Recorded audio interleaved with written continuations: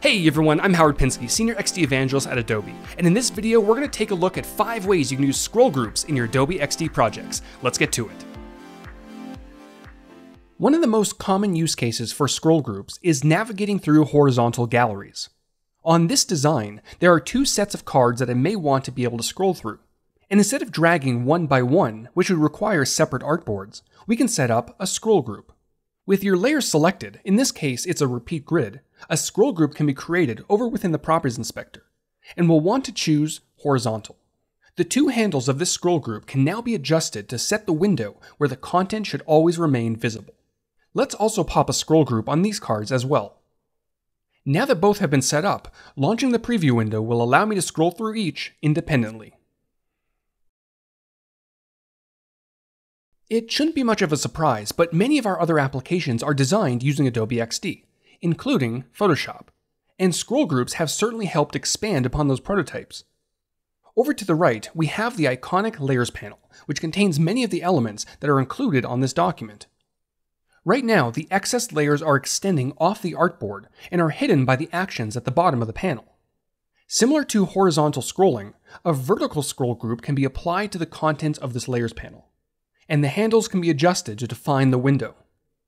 I also have a stack enabled on this group so I can quickly rearrange content if necessary.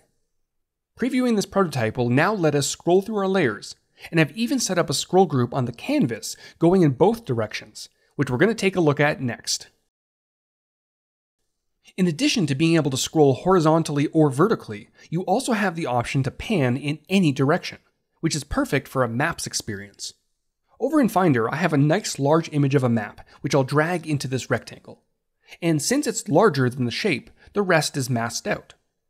Back over within the Properties Inspector, a horizontal and vertical scroll group can be created. And like with the other examples, the visible window can be adjusted from all 4 sides.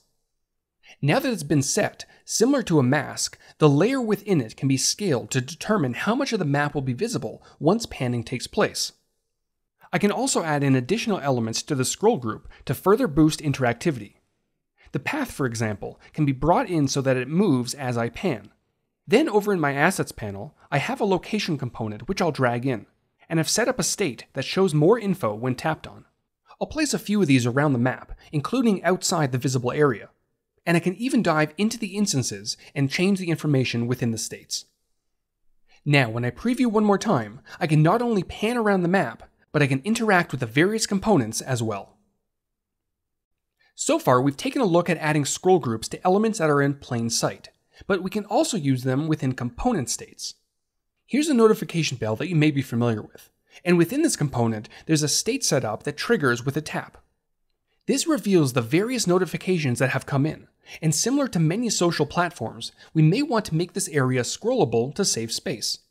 So, with the group containing the notifications selected, a vertical scroll group can be applied, and the handles adjusted.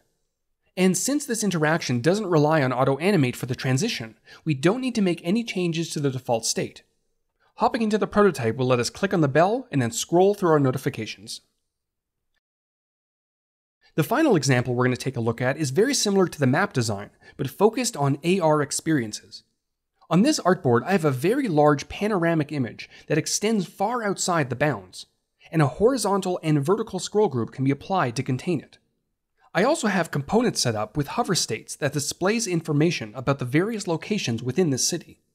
Launching this final prototype will allow the image to be panned around in any direction, and hovering over the points of interest will trigger the states. And that's a look at 5 ways you can use scroll groups within your Adobe XD projects. Be sure to subscribe for more tips and tricks, and I'll see you all next time.